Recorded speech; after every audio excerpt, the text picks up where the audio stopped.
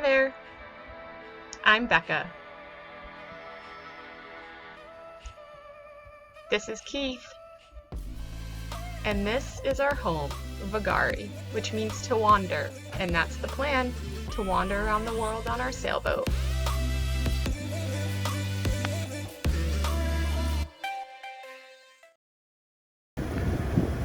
Alrighty, so give us the update on where we are and what's going on. I saw Boca Chica earlier than expected. So apparently, as soon as you get your paperwork to go international here, they literally like force you away. Like they are more concerned about making sure you don't leave the country with something than they are about you getting into the country with something. Yeah, getting in was easy, no big deal. Leaving, they brought a dog, like to sniff for drugs on our boat.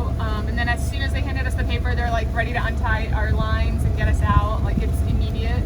They don't want you hanging around and anything. You're no longer their problem, so they want you out of the country.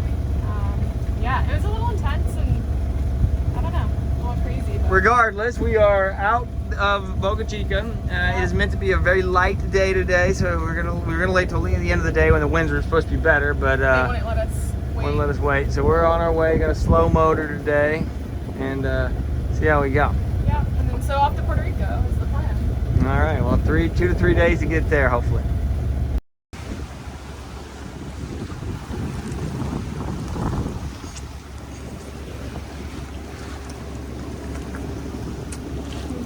Not a bad day of sailing, huh? No, it's been pretty nice today. We've had mostly winds on a beam, which has been a huge change for us. Mostly around 10 to 15 knots, sometimes a little lighter. Had a little storm for a couple hours at 20 knots, but more or less we have made very good miles today, straight east, about 40 of them by the time nightfall comes. We left around 10 o'clock. Right now we got 10 knots of wind, pretty much on a beam, just a bit behind the beam. We've got the generator on, charging the batteries up. We're not really using much motor. Charge the batteries up for the night. We're making about 6 knots. We are doing pretty well. Yeah, and it looks like the clouds, it's been cloudy all day, which is fine. Cloudy and rainy all day. But we are getting ready to enter the notorious Mona Pass. Yeah, the Mona Pass is the area between the DR and Puerto Rico, so. It's known to be so concerning because it's where the deepest water and the shallowest ocean water meet. Is that right? I didn't know that. Yeah, so it's like that's the deepest, like outside of like the Mariana Trench. I think it's the deepest ocean part of the ocean. Oh wow! But it's and then it butts up against like an underground shelf. It's only like 100 feet deep. Oh, wow. So it's like on one area, it's like 3,000 feet deep, and then like instantly, it's like 100 feet. Wow! And that's what makes it so nasty for everyone. Yeah, good fishing, they say. It's really good fishing up there. We're actually not going up there across. Yeah, we won't go through that part. We're not going above that. We're going to be below the DR and below Puerto Rico, so we're not going to pass up through the Mona Pass or anything. Well, we're just going to the Mona Pass. We're going to traverse it. Passing, south of it, and the north part of it is the more notorious or more dangerous. Yeah, well, there you know. There you go.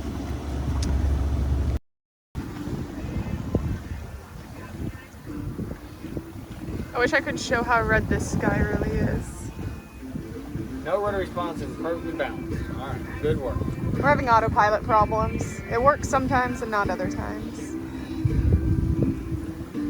There's no response. God, I wonder if it's, I don't know. I think that they usually got it. Yeah, we'll have to look at it in Puerto Rico. We've done some fixing of it underway. And we can get it to work for a while, and then it kind of errors out, and it'll be a Puerto Rico project. But for now, we have this incredible red sky. Red sky at night. Sailor's delight. Red in the morning, sailor's paper. So the bottom of the sail came unattached. Looks like it's just like a pin came out and is missing, so we just have to replace the part. I don't know if we have the exact part, so Keith's gonna go up there and take a look and see if we can make it work with what we've got. What do you think? Well, I think I might have to do something different. Find a piece you can use? Maybe.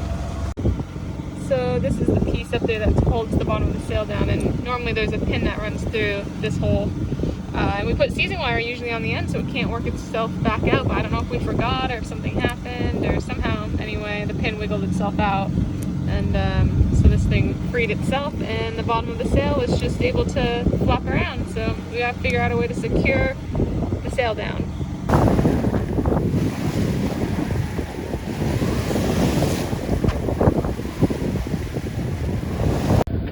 Well, thankfully the pin, when Keith went up there to just try to put a new little contraption together, we found the pin. It was just laying up there. So now we have it. So we'll put it back together, put some seizing wire in there, make sure it doesn't come undone again. So, always something.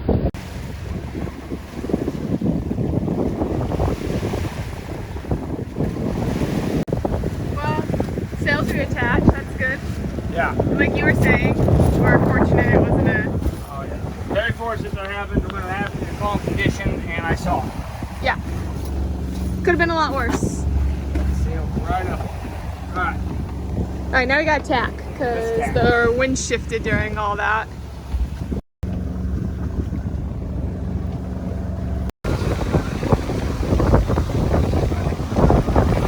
Land ho! Puerto Rico, back to the United States. It has been quite a Sail? sail. Well, the Motor Pass is a notoriously difficult thing to cross. I would say we made that across with no real dangers. So we left on a good forecast, made it about halfway across the pass before the winds died on us. Then we spent probably 12 hours pretty much in the fall fighting a 2-knot current in sea state. And pretty much just fight not to lose for about 12 hours. And then early this morning, our trade winds, which we expected, came back out of the east, and we are using them to beat the last 60 miles of this. We got down to 30 miles left to beat in here. To Ponce. Ponce, which is in the middle of Puerto Rico. We could have gone to Mayancas. On the south coast. Yeah, Ponce on the south coast. Mayancas on the west coast. Mayancas next to the winds really weren't going to take us there. Anyway. Nonetheless, right now it's about 18 knots of wind. The angle's at 81, and we're trying to go about 40, so we're pitching about as tight as we can. We are making 6 knots, and that is largely due to the new sails. There's no way in hell we will 42 degrees. So we're just taking turns hand steering. Yeah, because we're too pinched, there's too much sea state, and the autopilot might do this, but it would do it pretty inefficiently. Yeah, it would drop off and lose speed. And We're trying to get in just before nightfall. yeah, so we can hand steer better than the autopilot can to keep our speed up. Only in some situations we can do better. Yeah. I mean, right now.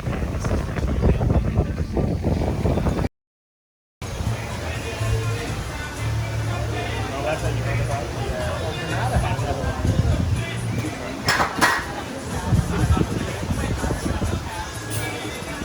This isn't a bad place to hang out for landfall. After a passage that was not really that hard from the Dominican Republic, Boca Chica to Ponce in Puerto Rico. It was about a 250-mile sail, mostly across the Mona Pass, which can be notoriously bad. It really was not much of a challenge. The end of it was a nightmare. Apologies for that, but it was. Well, Rebecca had a great idea, and we sorted it out, and then we got it all sorted this morning, and this right here is what we get to enjoy. And we are mostly... It's our reward. Done beating east. We got about 100 miles more to go, but we're going to do this mostly with land winds if we can get them. So not that much more. And this is a hell of a nice place to be. So you kind of alluded to a nightmare, but then you didn't say what it was. What happened was we could not get into. So you come into you come into a little bitty bay, right? And it's really open right here. So it's east, right? And you're coming in from the north, and it's very much wind. There's like 20 knots of wind right here, and then you get behind this area, and the wind and the waves just die off, and you can take a right. Well, we turned in and tried to take a right here, and the motor just would not turn the boat. It would just not. We were basically at a standstill. We couldn't go anywhere, and we couldn't figure out why. And we know the electric motor sometimes has some power issues, but it really only is an issue in terms of thrust when you're in waves. So if you've got flat seas, no matter how much current there is or how much wind there is, the boat can go. And we could not go. We realized once we dropped anchor that we had fouled the prop slightly. So there was, I can't guarantee this is what happened, but likely what had happened was we had picked up either a plastic bag or a piece of like seaweed that had caught around the prop before, or caught around the shaft before the prop. And so when the prop was spinning, when you try to create speed, it creates something called cavitation, which is where it creates air pockets in the water. When there's air pockets in the water before the shaft, before the prop, you have no thrust. It's like literally trying to drive a boat through air as opposed to driving a boat through water. And so we were unable to create any amount of thrust. And Becca had the very solid idea of saying, well, let's just sail straight in instead of trying to make this turn, sail another mile into that bay and drop anchor and deal with this in the morning. And that was absolutely the right decision. We dropped anchor. It was a little bit uncomfortable last night, but not bad. We were so tired from the passage. And I dove the prop this morning. Whatever was on there must have fallen off. And it makes people think, well, that probably wasn't the issue. But when we turned the motor on this morning, you could immediately feel the difference of the boat wanting to go forward when you put it in forward, whereas yesterday the boat didn't want to move when you put it in forward. So we probably picked up something slightly. It made for last night really, really challenging. For about an hour and a half, we had a perfect 3-day sail, no real problems. And then about an hour and a half, we were one mistake or one moment away from, I don't want to say losing the boat, but crashing the boat into something. Yeah, I mean, we were like surrounded by all sorts of obstacles, and you're in a channel, and like we basically we couldn't really use the motor at this point, so we were using our sails to maneuver ourselves around. We couldn't use the motor, right, to create any amount of forward momentum. It would go like a little bit, like it could give you a little, but right, but you could give it a half a knot or a knot, right? And with the winds and stuff, you just couldn't make any headway. To move a sailboat, any boat, but to move a sailboat, you need about a knot and a half of forward momentum to get any maneuverability, to flow over the rudder to turn the thing. So going at a knot and a half, or going at a half a knot, wasn't going to cut it. Yeah, we had nothing. So we had to keep like tacking back and forth, pulling the sails out, re-maneuvering. We attempted really hurt by the fact that car came off of that track. But yeah, not everyone knows what a car and a track means. So it's hard to explain. That's what I'm going to do. So you got two sails, right? A main sail and a head sail. The main sail is ran on a mast and a boom. The head sail only has a single line off the front of it, and then the back part of it is held by a rope that goes around a pulley, and then you bring that pulley tight with the rope tight, and that's called your car. That car didn't lift off the track. It actually slid off the back of the track because we were trying to tack into such strong wind. And this car only weighs about 1.5 pounds, but it's a piece of solid metal, and it's attached to a rope that's about that thick. And when it starts to whip around, it can. It's 1.5 pounds of metal on the end of it. And there's normally a rubber stopper at the end of the track to prevent the car from sliding off, but it broke. It bit the screw, it broke the rubber stopper, and then I just watched it happen. It just ripped it right off, and I caught it. I caught the rope, and then the car hit my hand, and then afterwards it was but yeah. So we put that back together in the middle of the channel, in the middle of trying to use the sail. It was just a good gentle reminder that you are not there until you are actually all the way there. We were like celebrating on the way into the anchorage, and then all of a sudden we couldn't get into the anchorage. It's hard to describe, right? Imagine a 3-day passage, and then imagine being less than a football field. 200 feet away from an entrance that you just can't. And we were fighting the clock. You can't get into it, and you want to so bad because you see the calm, but you can't get there, and you just have to give up and go. And we were fighting the clock because the sun was setting and we were losing daylight, and so we're like, oh god. So we tried to make it in 3 times, failed all 3 times. 3 times, 3 different things. Then we sail straight into another more open bay, drop anchor there, and and then this morning woke up and just no issue. So then we went ahead, used the motor. It was working like a gem. We're moving at 4 knots, got into the anchorage, in the real anchorage, dropped anchor there, and now she's all snugged in where she was meant to be. So, And so we're to celebrating. end this, look, we're in the Hilton, and look over here. There's a giant water. Just chilling out. Yeah. Yeah, we don't typically hang out at hotels. The drinks are usually a lot more expensive, but we needed Wi-Fi because neither one of us has like a working phone in the US. And we needed to, we didn't even know how the town is laid out. So we just wandered until we found a place that would have Wi-Fi. And the first place we stumbled upon was this Hilton. So we're just borrowing the Wi-Fi, having a beverage, kind of getting ourselves sorted, figuring out how we're gonna get cell service. And yeah. But it feels But we're good. here. It feels good to be here. It sure It does. feels good to be here.